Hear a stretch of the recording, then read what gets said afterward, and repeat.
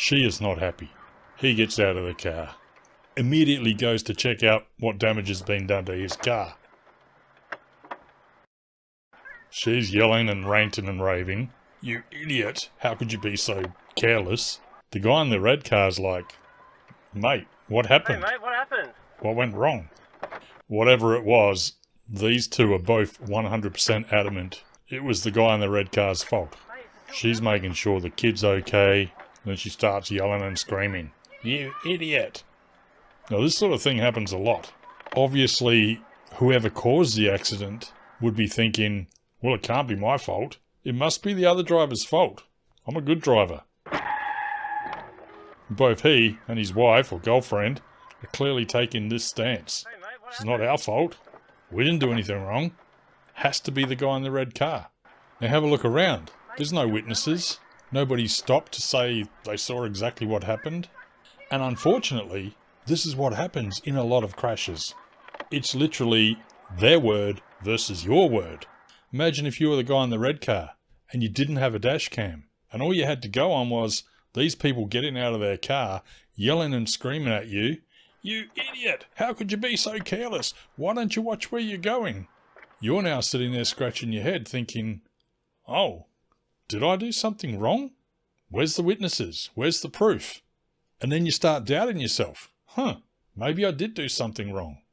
So potentially, without witnesses, without a dash cam, without any proof or evidence, these two could literally take down the details of the guy in the red car, his number plate, his license, registration details, hand it into their insurance company and say, you know, this guy hit us side on and he's accepted liability for it. Here's his details, take it up with his insurance company. How often do you think something like this happens, where the innocent party becomes the victim? If you've seen my previous videos, this is exactly what happened to me, or potentially could have happened to me. I was knocked off my motorcycle in 2016. I've been left permanently disabled because of it. The guy in the car who hit me said I didn't have my headlight on.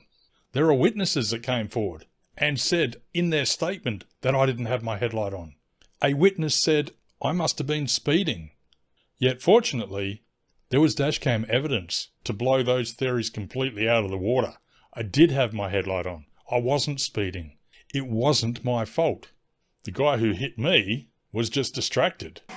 Could have been on his phone and just cut directly in front of my path and knocked me and my wife cleanly off my motorcycle. Now have a look at this guy.